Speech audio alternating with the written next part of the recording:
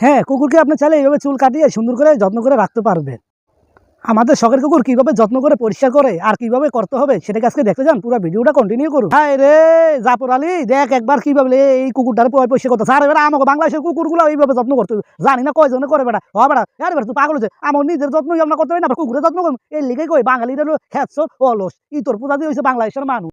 তো আমার ভিডিওর স্ক্রিনে দেখতে পাচ্ছেন তারা কি সুন্দর করে এই কুকুরটার যত্ন করছে এবং কুকুরটার চুলগুলো ছাটাই দিচ্ছে। আসলে চীনের লোকেরা এমন কোনো জিনিসে তারা বাদ দেয় না, সব কিছুতে তারা পারদর্শী। আমি এই কথাটা ভিডিওতে বরাবর বলে থাকি। তো আমার ভিডিও স্ক্রিনে দেখুন, তারা মানুষের মতো চুলটা মানে কুকুরের চুল অনেক অতিরিক্ত হয়ে যাওয়ার কারণে তারা ভাবলো না আমরা যেহেতু যত্ন নিই আমাদের প্রাণীর প্রতি ভালোবাসা তৈরি করতে হবে, প্রাণীর প্রতিও যত্নশীল হতে হবে। কিন্তু আমাদের বাংলাদেশের প্রেক্ষাপটে দেখেন অনেকেই আছে পশু পাখি গরু অনেক কিছু পালি ভাই, কিন্তু তাদের কাছ থেকে আমরা আহার করতে পারি। যেরকম আমাদের গরু থেকে কী করি আমরা দুধ আহার করি, সেটাকে যত্ন করতে যাই না। যেরকম আমরা টিয়া পাখি পালি, কুকুর পালি, কুকুরকে দিয়ে আমরা কী করি মজা নিই, অনেক কিছু করতে পারি, কুকুরকে আমরা যত্ন নিই। এরকম অনেক বাংলাদেশে আছে, জানি না বাংলাদেশে কয়জন এই ধরনের কাজগুলো করে থাকে। আর চীনের লোকেরা কখনো অলস না, তারা সব কিছুতে যত্নশীল হয়, সব কিছুতে কি তারা অলসগিরি করে না বিলে তাদের দেশটা এত ডেভেলপ। আর আমরা যদি বাংলাদেশে এই ধরনের কিছু করতে পারতাম, আচ্ছা আমাদের বাংলাদেশেও এরকমটা হয়ে নতুন বিলে কী বলে নতুন বিলে পাতার মতো ছড়িয়ে দিত।